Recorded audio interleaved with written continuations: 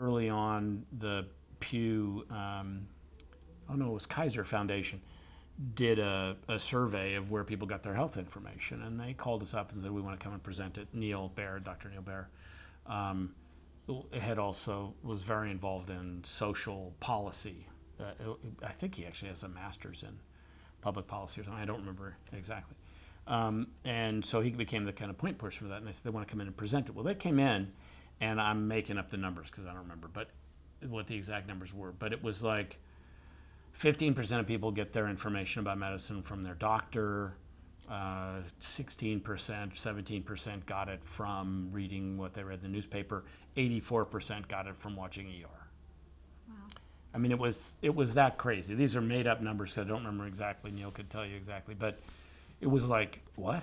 I mean, this is, so we realized that we had also it's kind of a public responsibility to be telling the truth all the time about what we were doing and what the ailments were, and to not simplify things simply for dramatic purposes. You know, that if we needed to change things for stories, but to make certain that how we change it wasn't endangering someone's life.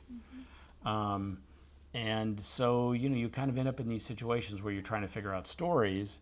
You've done a lot of them. You've got a lot of people who want to pound down your door and pitch you their issue. But you have to be responsible to the entertainment value of the show. You have to be responsible to the actors that you're asking to do these things, because they become the public face of something that they may not have been prepared to be the public face of. You know, I was going through some closets the other day because we're moving some stuff around in the offices, and I found this headline that NBC, or trade ad that NBC had taken out of us, that I had framed and left in the writer's room at ER, which said, wow, a 40 share. I mean, ER routinely got 40 shares, 34, 36 million people. That's a lot of people that are taking what you're saying as truth.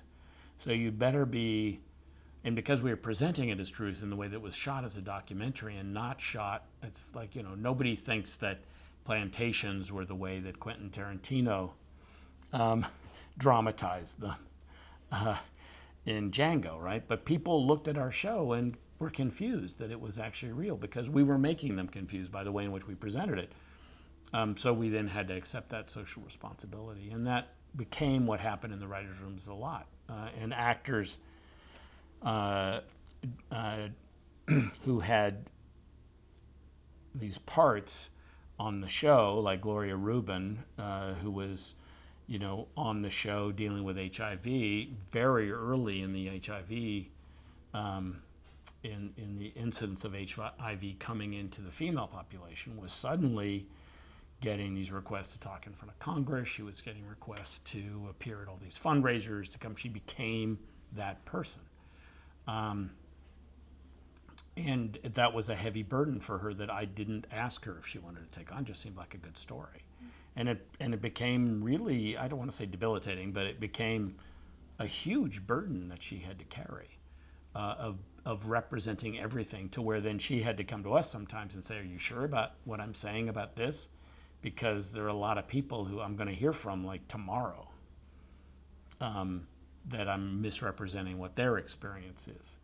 And we had a lot of that to deal with as well. So it's that strange world in which tremendous success of something is great because lots of people are seeing it, but with that becomes a certain kind of responsibility.